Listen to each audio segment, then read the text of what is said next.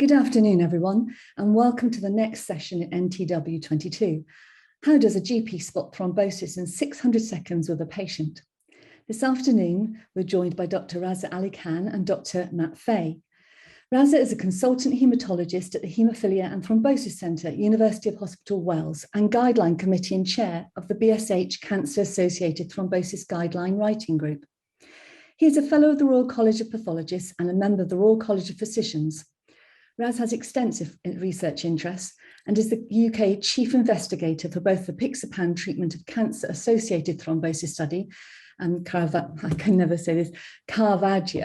and the Apixapan length of stay pulmonary embolism study, Alpha-PE. And he's been involved in phase 2 to 4 anticoagulant clinical trials since the late 90s. Locally, Raz has been working closely with primary care colleagues to look at learning and opportunity in suspicion and early diagnosis of VTE. So he's an ideal chair for today's meeting. So without further ado, I'll pass you to Dr. Raza Alikhan. Thank you. Joe, good afternoon, and Matt as well. Thank you very much for the introduction. And also thank you once again for the invitation to be part of National Thrombosis Week. I think this is a really important and highly valued series of presentations. I've enjoyed last week's presentations. I'm very much looking forward to this afternoon's. How a GP spots thrombosis in 600 seconds. When I first saw the title, I did wonder what we were going to do for the other 55 minutes, but thankfully I'm sure we're going to have a very good hour today, and I'm really pleased, and I'm actually quite honoured actually to be part of this presentation with Dr. Matthew Fay. So Matt's a GP, part of Affinity Care, which is I understand a 27-partner super practice based in Bradford with some 64,000 patients covered by the practice. And more than 2 decades ago, Matt established a GP with special interest cardiology service in Bradford, which I understand is now expanded to include direct access to investigations and e-consults.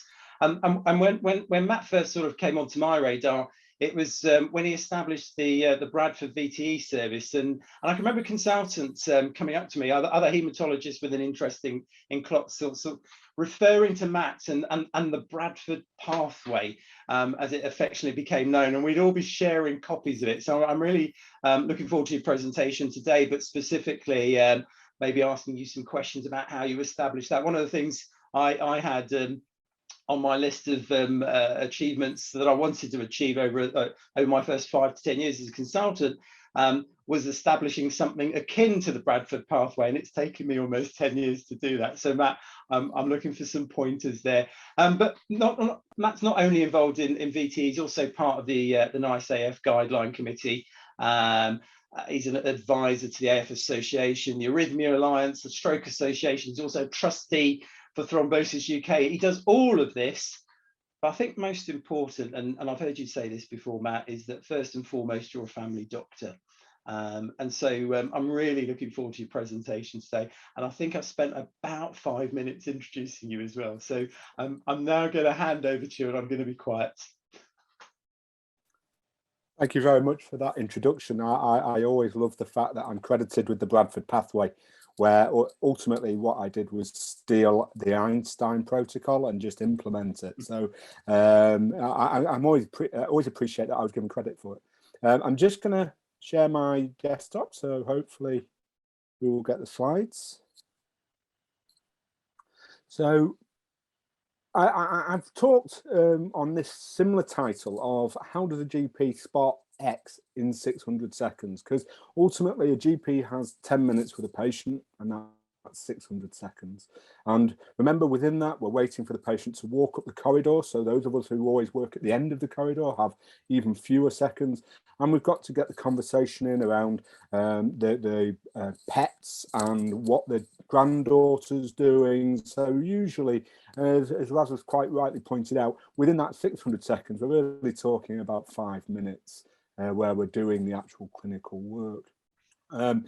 So first thing we should do is quickly look at the declarations. I've spoken to many people over the time.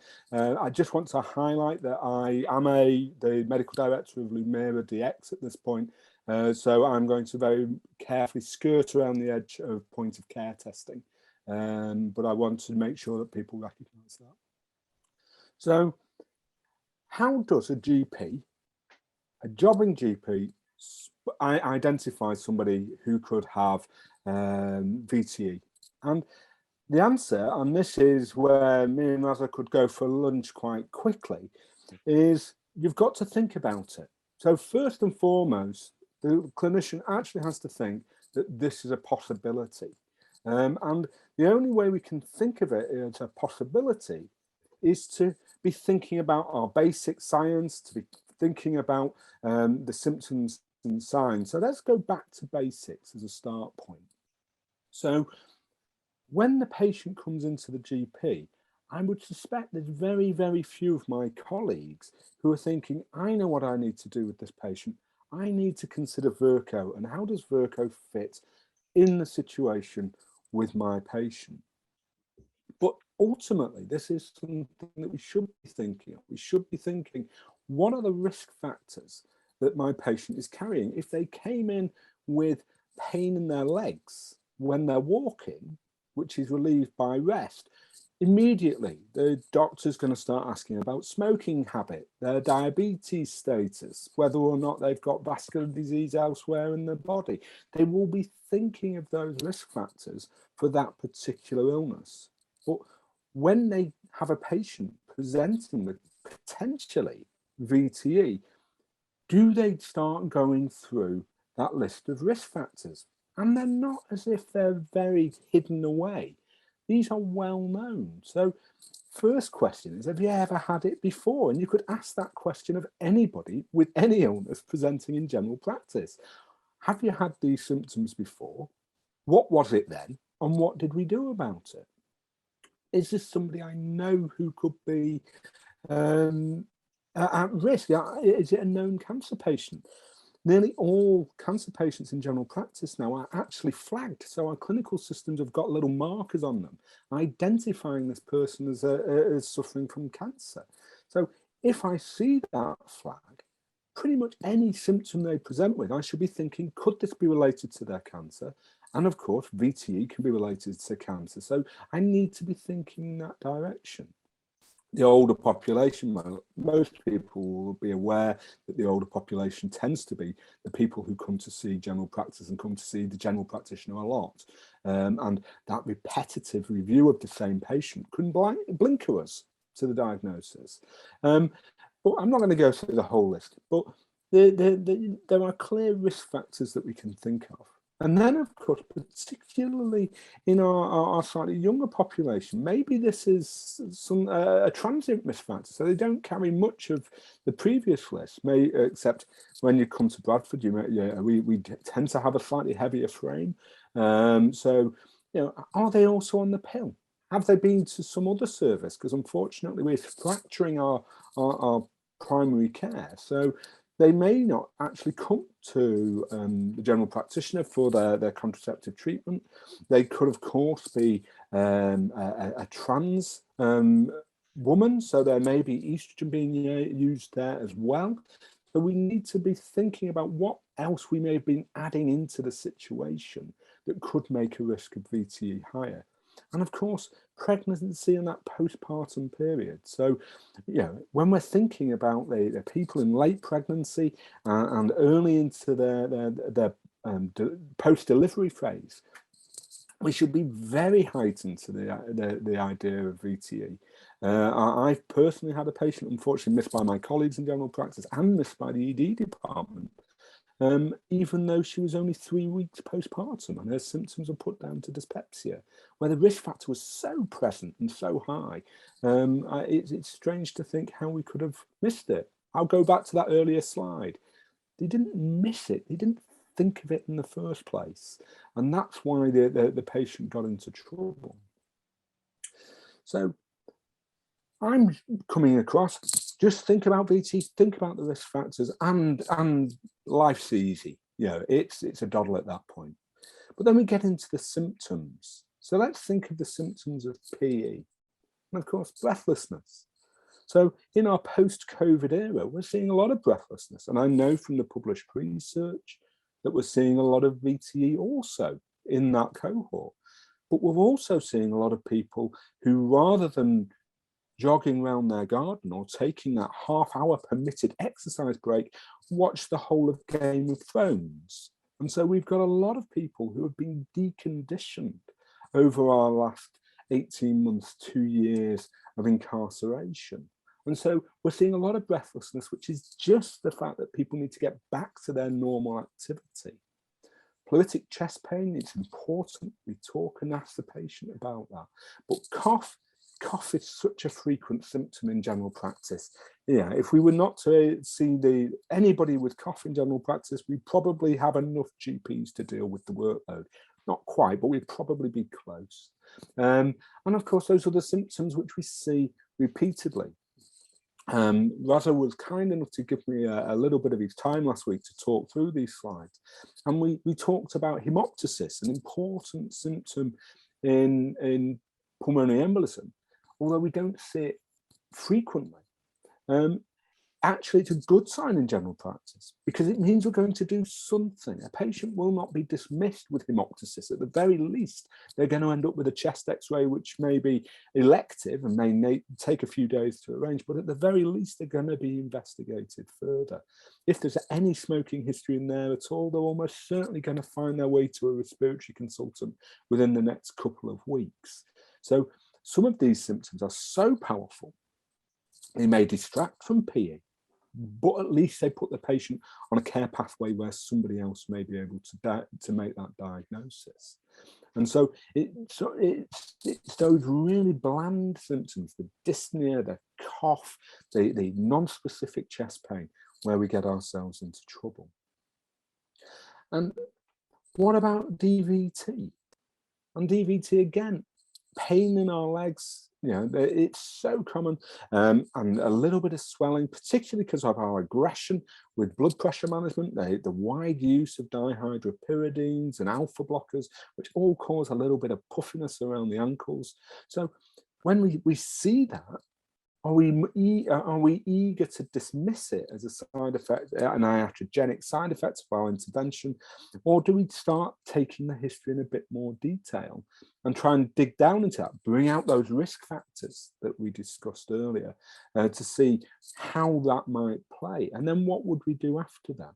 Of course, the idea that we can put the patient on the bed and rapidly dorsiflex their foot, we probably should come away from a little bit nowadays, and most GPs are taught not to do that. But if we see this general symptom, what we can say is that actually they're not very specific or sensitive to VTE. So we're in a quandary again. Now, we've been doing some work, as many areas of the country have, about what do we do when we do a CT check of somebody's chest and we find a bit of calcification in the coronary arteries. How do we deal with this? And this is the pathway that we've come up with in Bradford. And what we have here, of course, is straight out of the national guidance. And we have this, well, actually, anginal pain is easy. Is it in the jaw? Does it go into the neck? Does it go into the jaw, down the left arm? Is it caused by exertion and relieved by rest? Can we give a nitrate and it goes away? So we have these three very, very easy signs for us to diagnose angina. You know, it has to have that exertional component. And although I'm absolutely happy to accept that in older ladies, usually not of Caucasian birth, that we can see atypical angina, but the typical angina presenting in general practice are common, and it makes it easy to spot because we can ask a series of easy questions. Have we got that for PE?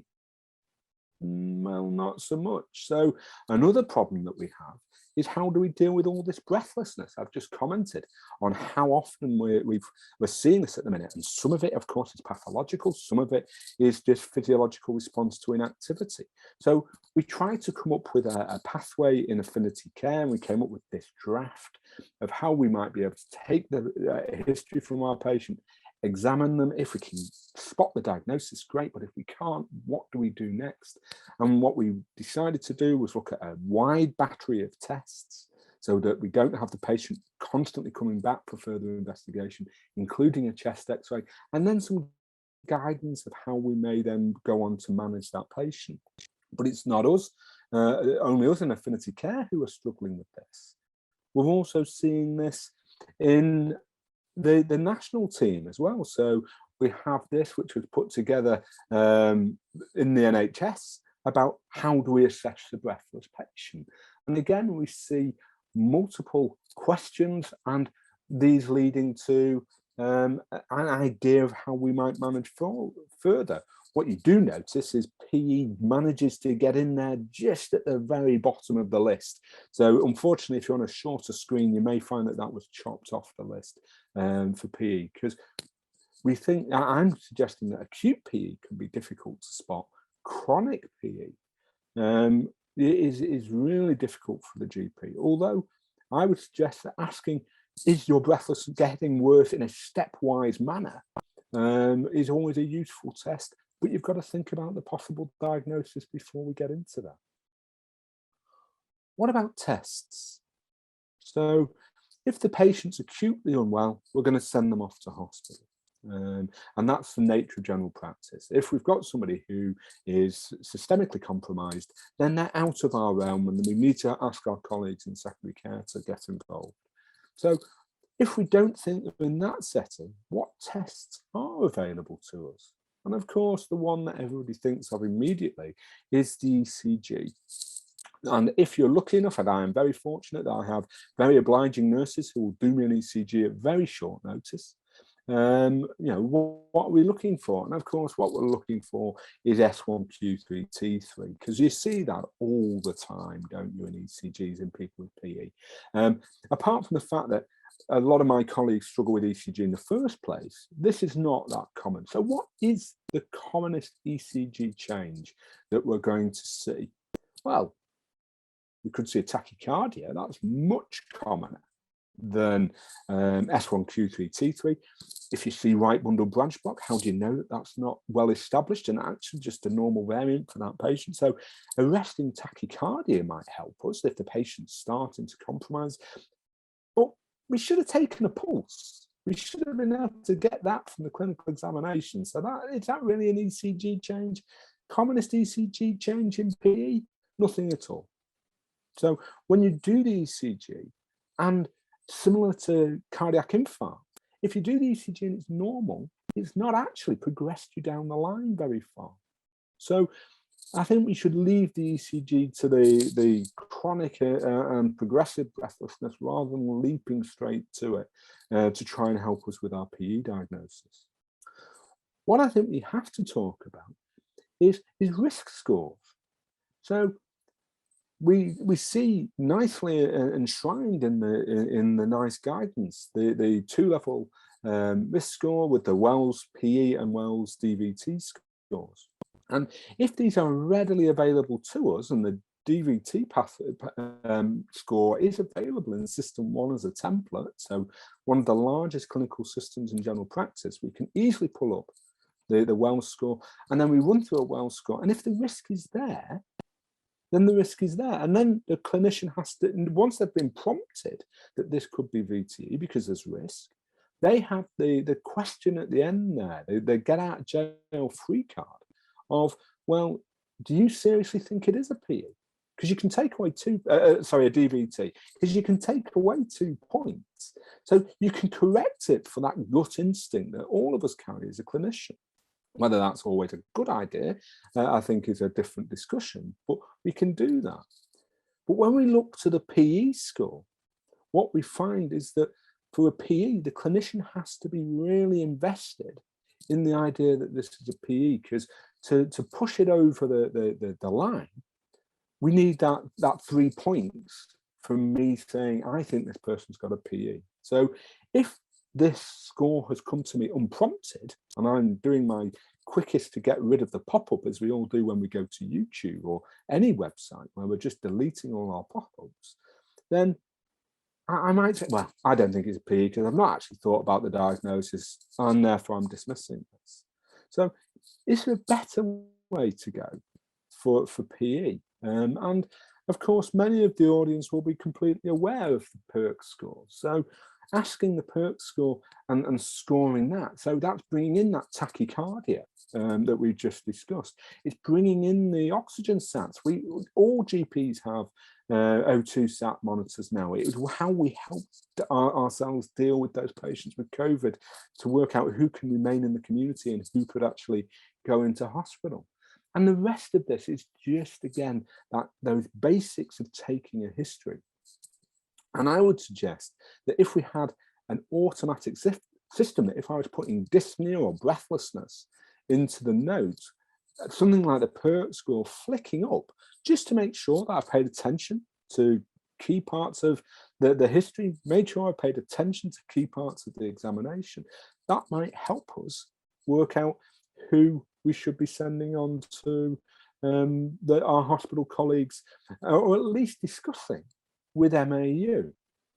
If we systematize these, so these come up automatically, and I'm not digging around the system, could I do this within 600 seconds? And the answer to that is yes, we could, because we use templates all the time in general practice. The next question is, what about D-dimer? Now, D-dimer has an issue, and I've already declared that I do have an interesting point of care testing, which is that, does it help my patient if I have to send them off for a blood test? And it could be several days before they get the appointment with the nurse. It could be several more days before I pay attention to the result, because it comes, as always with these patients, they're there on a Friday and the blood won't be until the next week, and the blood result a few days after that. So does D-dimer help me with pulmonary embolism? And well, I think the answer to that is yes, it would, in the fact that if I've done a D-dimer, at least I've thought about VTE. So if I have a machine and I have easy access to the test and the result, and I'm an obsessive, as I am as a doctor, of trying to do everything in a single consultation, then I think D-dimer would assist in a way to just have that quick look to see if there may be acute clot around. How it would help me in somebody with chronic clot or recurrent PE, I think that's a different conversation. This is how do I spot it acutely? And yes, using D-dimer I think would be a tool. Using D-dimer where the result's 2 weeks away, I don't know if that's so useful to me. I don't know if my colleagues in ED would be quite as excited about a patient where I say, I saw them last week and this week their D-dimer is elevated. I think quite rightly they would want further assessment rather than me just sending a patient to them blind. So that's another 600 seconds, and I don't have many of these seconds in a day, to be fair. So what does NICE say? And of course, NICE came up with a guideline, and again, I'm going to thank Raza for giving this the Bradford name and the idea that I came up with this. This is just good practice. This was research. This was in NICE. All we did was we made it so it was very accessible to the GP, and made the whole pathway, the referral form. So by the nature of going through the pathway, you were doing the referral. So there was not an additional piece of work to do. One should work your way through the pathway. The pathway had already told you what to do. And we put the important information that the system needed right up front. So can this patient go on to our pathway? Could this patient actually have a PE rather than DVT? Can we treat this patient with rivaroxaban, which was our DOAC of choice at the time? And the reason for that was quite simply that the pathway was built on the Einstein study. So the information the GP needed was readily accessible and easy to obtain. So we've thought about the diagnosis, we've done our risk assessment, we may have done some tests, ECG, D-dimer in practice. What do we do next? Well, we're either going to put them on the pathway because we think that DVT is a high probability, or we're going to send them to hospital because we think PE is a high probability and we don't have community care for PE in our area, or we're going to send them home. Now, the importance of when we send them home, of course, is we've got to let the patient know when to come back. So firstly, we need to give them an idea of what might happen. When I tell somebody that I think they've got flu, I tell them they're going to feel lousy for a week. So don't phone me in 3 days' time to tell me you feel lousy. I expect you to feel lousy for a week. It's going to be another couple of weeks of feeling a bit better after that, but it's going to be a month before you're back on firing on all cylinders. When I've got somebody who may possibly have a VT event, or of course may be just breathless because they need to exercise, what do I need to talk to them about? Well, if they just need to exercise, they're going to get better with exercise. So they shouldn't be getting worse. They definitely shouldn't cough up any blood. And if I've seen hemoptysis, as I said earlier, I would have already managed the patient down different pathways.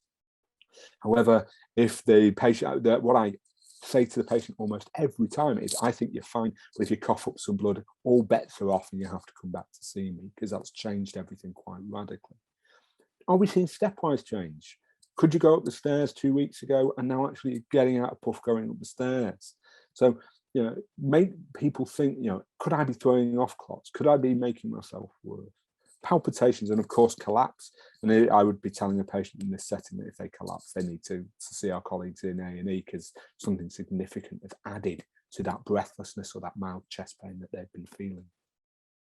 And of course, what to specifically say around whether or not you think it may repudiate the diagnosis. So if they start coughing up a horrible handful of gunk, then I'm going to push myself possibly towards an infective cause, and so may wish to reassess the patient, see if I can now hear that localized infection within the lung, and query whether or not I need to be using antibiotics. But let's keep the patient in the middle of our focus. We see people all the time. We are risk assessing people all the time. For this event, this is terrifying to that patient. If they weren't concerned, they wouldn't have come to see us. So let's always remember that the patient needs to remain in the centre of our view. And if they're getting increasing anxiety about what's going on to them, or their carers and their support network is saying, you are just not right, you need to go back, that is a reason why they should come back to see us. Because we should never ignore the fact that actually one of the symptoms of breathlessness can be anxiety. And maybe we've missed that as well, and there are other things for us to treat. So keep the patient right in the heart of our focus. So, is that all I can do in 600 seconds? Well, no. I mean, a lot of our patients who, particularly if you consider the Bradford VT pathway, are almost in and out of the hospital in a blink, particularly in these COVID days where we want to keep people out of the buildings if possible. So what is it that I might need to say to the patient in my next 600 seconds after my deductions were correct and they have a thrombosis? Well, I still need to look after my patient. I need to explain to them what this means, what it is. Easy diagnose abbreviation for us to throw around, particularly in National Thrombosis Week. But does the patient have any idea what those 3 letters mean? So I need to talk them through that. I need to make sure that they understand that there may be consequences of this clot in time to come. I do explain to my patients who've had very large PEs that they may find that their breathlessness persists for quite a while, and let them have that understanding and that expectation that that is us treating them, but we can't necessarily get rid of the clot in this situation. Then, of course, those important questions about, well, you know, I've got teenage kids. Should they be checked? Is there something wrong with me that I might have given to my children? You know, can I have more kids? I don't want more kids. How do I stop myself having more kids? What's the contraceptive issues here? Because I was on the pill before, and you blame the pill for why I'm like this. And of course, everybody wants to leave the country at the minute. I have no idea why. The economy is so sound, but everybody wants to get out. Everybody wants to fly. Everybody wants to have a holiday because they've not done this for a couple of years. So we've got to make sure we understand how to answer that question for them as well, and how they may want to use anticoagulation during this acute event, and of course, what they may want to consider in future events if they want to fly to the Antipodes or such like. And we need to talk about their treatment. DOACs are not fire and forget drugs, despite how our colleagues in industry may like to talk about them. These drugs need supervision. They don't need that intensive support that warfarin did and does, but they do need supervision, and that means we need to have an understanding of how we're going to do that. We need to be talking to our patients about what their medications are. Often they're being added to a marked polypharmacy, and we need to make sure that they understand where this one fits in the ranking of all those other tablets that they're taking. And also not to take over the counter anti-inflammatories. So it's important that we talk about that to try and improve adherence to the medication and make sure that the patient's taking it properly, and make sure that they discontinue it when the expert at the hospital has told them that they need to discontinue it. So make sure that, if we've been told that they should be on it for 3 months or 6 months, there are systems in general practice to make sure these medications are stopped appropriately at that time. Or does the patient want to have a conversation because actually they feel that they do carry persistent risk factors that our colleagues in the hospital may have missed, and maybe they do actually want to stick with an anticoagulant, particularly if they've had a large PE that they feel was actually not provoked, and they may want to discuss ongoing care. We can refer back to our colleagues in the haematology department, but of course we should also, as general practitioners, be able to have a little bit of that conversation with our patient about ongoing extension therapies. And where can we send our patient for help? Thrombosis UK, obviously. This is where, this is why the charity exists. It's not only there to try and promote research into thrombosis, but it's there to help our population who have suffered VTE events, so that we can give them good information. We can try and ensure that they see the right person in the right place. So really important. I always give out Thrombosis UK information to my patients, obviously after having declared that I'm a trustee. But this is what it's here for. Use it. We're all supporters here at the conference. We should use it for our patients and make sure the information is given out. So definitely get our patients involved. And if you've got patients who are very invested into the illness, maybe they can support us in other ways by becoming expert patients and being part of that review, that whenever we're developing patient information, they're happy to receive it, to make sure that it's not just us doctors talking gobbledygook to each other, and actually that people in the real world can understand some of that language. So just in summary, and thank you very much for listening, I personally feel there's a lot of poor education around VTE in the GP population. They're looking for lots of pain, they're looking for lots of swelling, they're not thinking of risk stratifying people who are carrying lots of risk. They're not thinking of VTE. And we need to maintain that discussion. As Raza highlights, this is about people that are experts in the hospital coming out to us in general practice and in the community to open the door on this conversation. Because if somebody's mentioned it, you'll think about it. Think about the use of risk scores and how that might be triggered in the clinical system, so that the inputting of a symptom might generate a prompt to make you think about it. You may find that Ddimer helps, but I think that making it distant and being a sample has concerns about how effective that might be. In answer to Raza's question at the start of the presentation, how do we make the pathways work? You keep the pathway as simple as you possibly can. Look at every step and think, what does this bring value? And am I getting somebody else to do a job that can be easily done when a patient attends in secondary care? Make sure we keep the pathways simple. Make sure we keep the interventions simple. And we definitely are in a world where the intervention for VT in many patients has become so much easier now we're not using our warfarin. And keep the patient involved. Let them know why it's happened. Let them know what we're going to do about it. Let them know what to expect in the future. So always keep the patient at the heart of our conversation. Thank you very much for your attention. Matt, thank you very much for that very well presented and measured response to the question, how do you spot thrombosis in 600 seconds? I still think that the time that you're given in primary care is far too short per patient. I suspect we're both on the same page. I think it's very restricted in terms of how you do it. But the key message, and the one that you presented right at the beginning of your talk there, was to make the diagnosis, you need to consider the diagnosis. And I think that's probably or possibly where things go wrong very, very quickly. I'm often asked why I participate in meetings such as this. And one of the reasons is that I have an opportunity to learn new things. And I've already made 2 or 3 slides of notes here that I'm just going to come back to. But some of the slides, your presentation's being recorded, so it will be available to our audience to go back to. I will encourage our audience to put questions forward to Matt. If you've got specific questions about making diagnosis or management of VT, DVT or PE, or the Bradford pathway, how Matt introduced it, quality improvement program, some of the blocks that may have been faced, and I know I've got a few questions, so I'm going to take sort of chairman's prerogative here while waiting for questions to come through.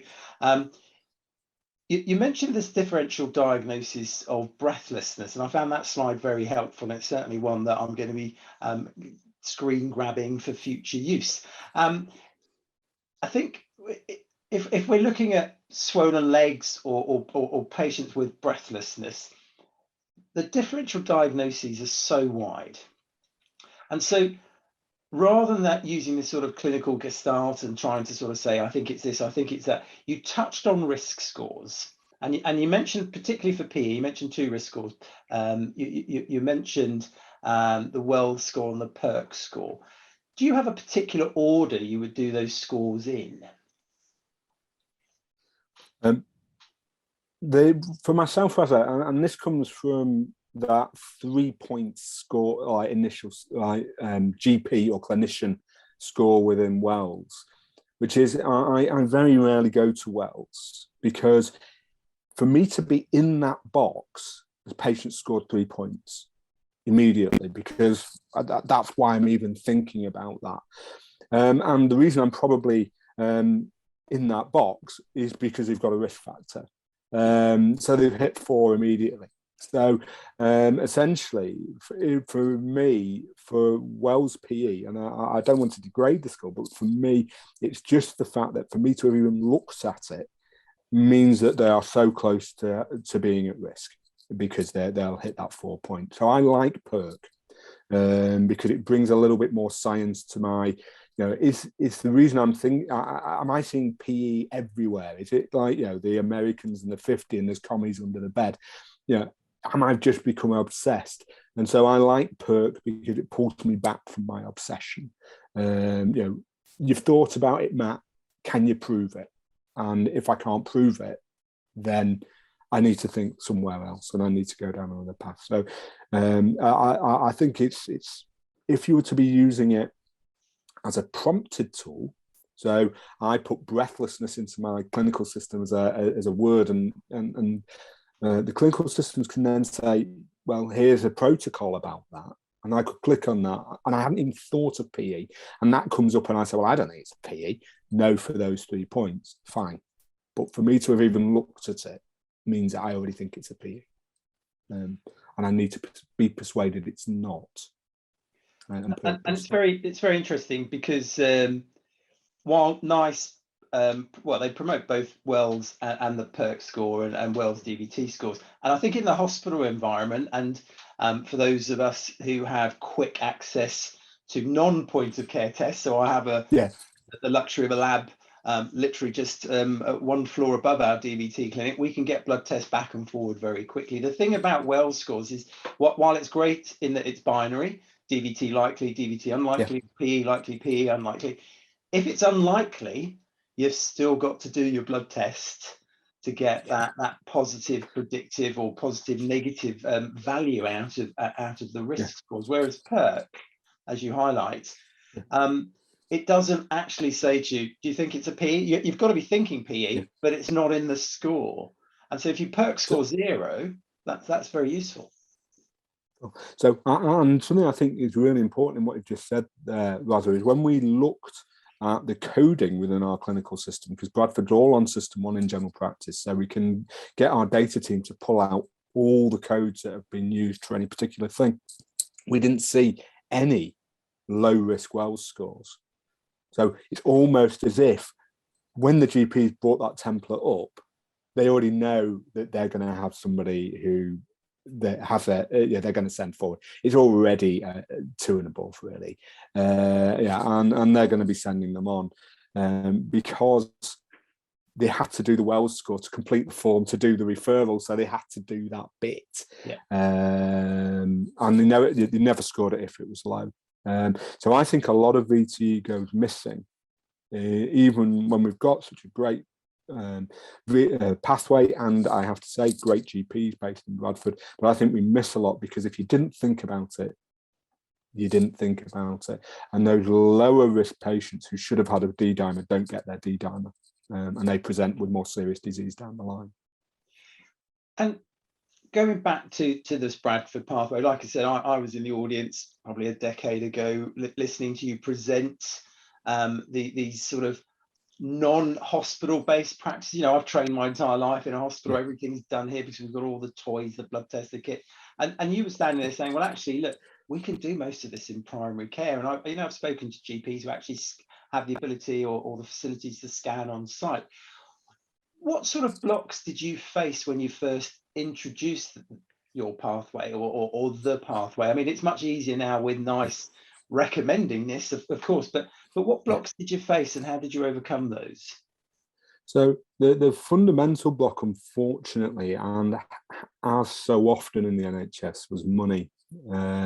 So we had a significant concern, and I understand why, about the fact that if we were to start using rivaroxaban instead of low molecular weight heparin in the community and then warfarin afterwards, that this would affect the warfarin clinic. And the warfarin clinic had quite a strong revenue stream in Bradford, and there was concerns that if we underfunded the warfarin clinic, that would not only have consequence on VTE, that would have consequence on other issues that required anticoagulation.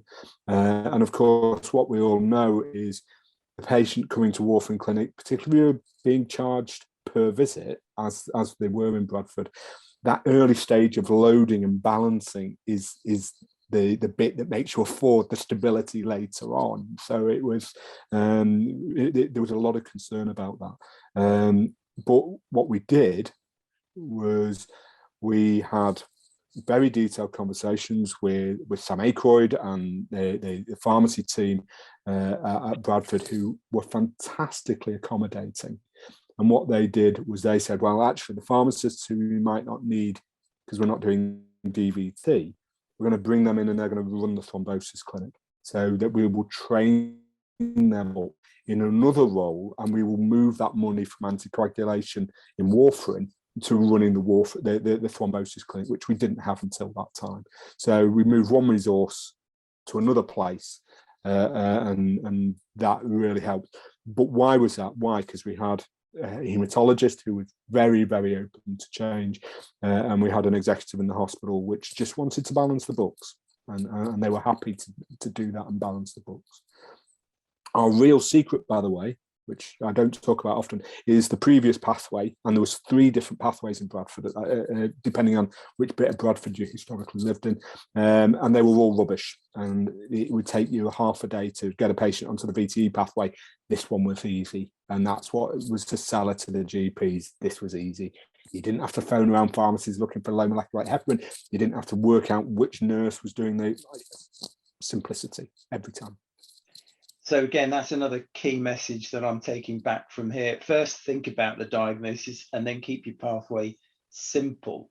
The original NICE recommendations for VTE management mentioned parenteral anticoagulants, and obviously we were using a lot of warfarin. The update in March 2020 took away the word parenteral and actually elevated rivaroxaban and apixaban for the acute management of VTE. However, if you look into the licensing for both of these drugs, they do refer, and the reason I know this is because the question keeps coming back to me, particularly from my pharmacy colleagues.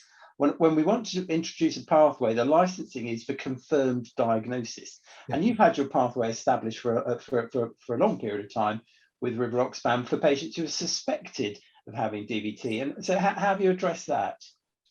So I'm not, there is no medicine at all licensed for a disease you don't have.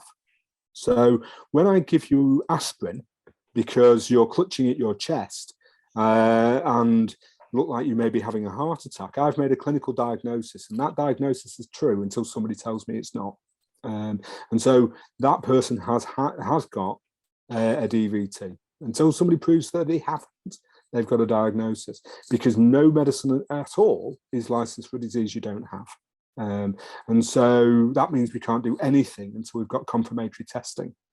Now, in the world of antibiotics, where we throw them around a little bit like Smarties, and we're going to live to pay the cost of that, I think, or maybe not live to, but I think that we need to get a little bit more scientific about how we do lots of medication. But to say that you're not going to give somebody a medication when you have a strong clinical suspicion that that's the diagnosis, I would suggest that that person has that diagnosis until they're proved that they haven't. Would I not give a patient a diuretic until they've had their echo to prove that they've got heart failure? Because they've not got heart failure, they're just breathless. So my diuretic isn't licensed. My paracetamol isn't licensed for in a lot of children for like their indications. So I think it's people worrying about money rather than pathways and patient care, to be honest. So Matt, I've not heard it presented, that argument presented in that way, but the way I argued the case was I benchmarked my service against yours, and and that's how I managed to work with my primary care colleagues, who were very keen to adopt the pathway because it was simpler than what was being done. Ringing around, trying to get things done, trying to find somebody that would dispense low molecular weight heparin, trying to get a scan within 4 hours, etc., etc. So I think that's a very, very nice rebuttal to that concern as well, and I certainly will bear that in mind the next time it's raised. So, yeah, I'm grateful from that perspective. With regards to your pathway for referring patients, have you had an opportunity to audit referrals and the diagnostic rate? I was very interested in one of your slides. You talked about, if you look at a patient with a swollen leg, 20 to 40% of patients would have a DVT. Do you have any figures that you're able to? So in the early days of the pathway, because we needed to show our commissioners that we'd made the right decision, we did do audit work looking at the source of referral and how many scans did we need before the positive scan. And so for our colleagues, because we brought this in across the whole system, Raza, so this went into A&E as well as general practice. So we're all doing exactly the same thing up front. And our colleagues in A&E, they would see 5 or 6 patients. So they'd refer about 5 to 6 patients for one confirmed DVT. Us GPs were 11. So numbers needed were 11 to get one thrombosis, and our colleagues, consultant colleagues in outpatients were 26. So although there was still a lot of waste in the system, and I appreciate that, these were people with Wells positive scores, and so justified investigation. But our colleagues in A&E seem to be sharper. Our consultant colleagues, of course, working often outside their specialty, were less sharp than GPs. But yeah, there's a lot of concern. Can I just pick up on one of the comments in the Q&A? Yes. Just saying that if you've got a low risk Wells score, then why should we just, and you shouldn't, absolutely, I agree completely. That person, Wells is suggesting that there's another diagnosis there. So I can't clinically say it's a DVT because Wells has told me that it probably isn't. So I appreciate that comment, but I don't feel that actually kicks the logic. The patients we're treating have either Ddimer positive or the fact they are high Wells scores, so they're at risk. So. Yeah, no, Matt, I think it's a really important point. And I think the point I was trying to get across was, if you suspect or your Wells score is pushing you down the DVT or PE likely, historically we were giving a patient a dose of low molecular weight heparin. The point here was we're now taking that step out and actually giving them a DOAC, either rivaroxaban or rivaroxaban. So that was the sort of the key. We're still anticoagulating the patient. Yeah. So just in terms of risks or risk assessment, and I suspect this one may bounce straight back towards me, but it was the first question asked. Do you, as part of your pathways, have any risk scores or any tools that you use to assess a patient's risk of bleeding? So we were doing lots of work around AF at the time as well, and one of the reasons that the pathway was developed with the DOACs was to give the GPs a bit more experience of the DOACs so they may use them in AF as well. So it wasn't just a single morbidity we're talking about here. We were talking about familiarising GPs with medication. So we stole the HAS-BLED score from the AF guidance, and I know that the HAS-BLED was validated with warfarin and in AF patients, but we stole that score. And if the patient had a high Wells and a really high HAS-BLED score, then the advice was that they really should be discussing these with MAU for an immediate assessment by more experienced hands, because by definition we are generalists, we are general practitioners. So yeah, we used HAS-BLED because it was there. Would we use Orbit as a move across, because Orbit's now in the AF guidance? I'm still trying to teach people how to use Orbit for AF, to be honest, and I think we're a long way from having that acceptance of the new bleeding risk score. GPs like HAS-BLED. We did a lot of work to embed it. And I don't know whether Orbit will fit, although I can appreciate that we're now all using DOACs and it's a DOAC validated score. Yeah, I think that's a really important point. I know we've been talking about VTE, but I think AF and bleed assessment's important. I think the advantage that HAS-BLED has, apart from it being sort of embedded, is it's all about identifying reversible risks rather than or modifiable risk factors. Whereas Orbit actually gives you an absolute risk, and you can actually sit down with a patient, say you're low risk or you're high risk, but that doesn't necessarily mean you won't anticoagulate the patient. I think we have to be careful. We've got VTE risk scores to try and direct us towards this patient may or may not have a clot, but once you've made that diagnosis, these risk scores are not really designed to say don't anticoagulate. There are a few, there are some very absolute contraindications. And yeah, I think it's interesting you talk about Orbit and HAS-BLED. There are some other risk scores, just for the person who asked the question. VTE bleed is another score that's more specific. But again, I think these are more general rather than I would use a risk score absolutely. The key features from all of the scores of patients' age, the older they are, presence of malignancies, anemia, previous bleeds, etc., and renal impairment. Those actually all sort of almost fit in that sort of common sense bracket, rather than particularly getting a score of 3 or 2 and saying, right, I'm not going to anticoagulate you. I think where it gets really interesting, and I'm sure you can give a more of an insight than me, because I'm asking more of a question here, is, are we repeating these when we've got our patients who we put on extended therapy?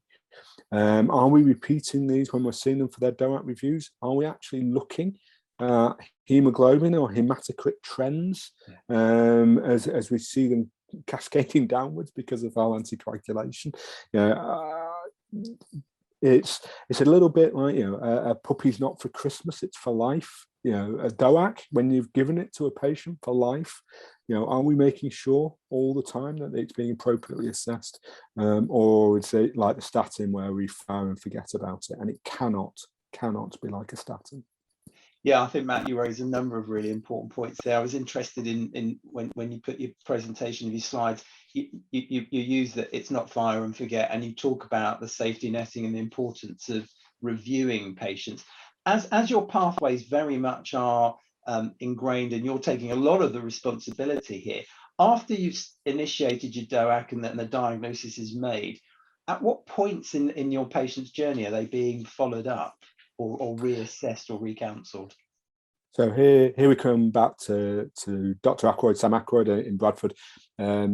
Part of what we did was we built the VTE clinic. So all the patients with a positive VTE finding, whether that be on CTPA or in the ultrasound department, they all get funneled through Sam's clinic. So they're all followed up at that point. They assess the need for long-term anticoagulation, so they're doing that question of whether or not this was due to reversible factors or enduring factors, and then we'll ultimately get a letter from Sam's team that says, this person has had a VT event PE, they're on rivaroxaban, they need to stay on this for the rest of their life, they need to stop it in 3 months, etc. And in many places, and definitely within offensive care, that's handed over to our pharmacy team, and our pharmacy team is now very comprehensive, where general practice is learning from the beauty that you have with your pharmacy departments, that actually having pharmacy teams within our practices really help us with medicine management and long-term condition management. So that would be handed over to our pharmacy team, who'll keep that DOAC under surveillance, and we keep them under surveillance depending on their renal function. So if they're close to transition points of dosing, they get seen a little bit more frequently. Clearly, if they've got incredibly healthy kidneys and it's the dose shift is a long way off, then we may see them once a year. If their creatinine clearance is less than 25, then we'll probably see them 3 or 4 times a year. Looking at risk, and of course around that 50 cutoff, the pharmacist may bring them back a little bit sooner just to see if transitioned across. Yeah, that's really interesting, Matt. I've certainly learned, and this is not something that's perhaps taught very well in medical school, is the importance of your colleagues, your healthcare professionals, your nurses and your pharmacists, and certainly in the in terms of thrombosis and anticoagulation. And our nurses and our pharmacists essentially lead these services, and I'm constantly learning from them, rather than the other way around. I support them, but they're very much doing the heavy lifting and the patient reviews and picking things up and bringing them to our attention. And one of the questions that just come up is with regards to hospital-acquired thrombosis, because patients are now presenting to your service and that are having a diagnosis. What sort of feedback mechanism do you have in place to sort of inform the secondary care teams what's happened to their patients? So again, we're quite lucky in those patients who go to Bradford, because of course they're on the Airedale Hospital, which also serves Bradford, has a very similar setup now, in the fact that confirmed VTE is back in the hospital system, and they will see that patient's had a recent hospitalisation. So there should be, I hope there's a feedback loop in that way. I've always assumed that's where that is. Of course, when somebody's had their VTE event in Cornwall, and then sent back up to us for their ongoing management, whether they would have spotted the fact that they were in one of the Bradford hospitals before they went to Cornwall where they had their VTE event, I would be less confident. Clearly, if there's a mortality attached to it, we all have local systems now to deal with all deaths, but whether that's catching all VTE events, I don't know. Okay, that's really important. Thank you, Matt. I'm just going to give our audience an opportunity just to see if there are any more questions. And while waiting, as we're sort of drawing to the end, I just want to take this opportunity to first, I think both of us want to thank Jo for putting together this meeting. It's a huge undertaking, and she spends many months doing this, and I just can't say a big enough thanks to Jo. But also, Matt, really appreciate your time last week catching up and talking through the slides, but also again today. And also thank the Primary Care Cardiovascular Society. And I believe there's an exhibition that our audience can access with a number of resources. And of course, today's presentation will also be available on Catch Up, I want to say. So the next live session, I believe, is in about 30 minutes. So for those of you who are staying online, an opportunity to go and stretch those calf muscles, and perhaps go for a little walk as well. But yeah, thank you, Matt. Thank you, Joe, and particularly thank you to our audience today. And I wish you all the best. Thank you.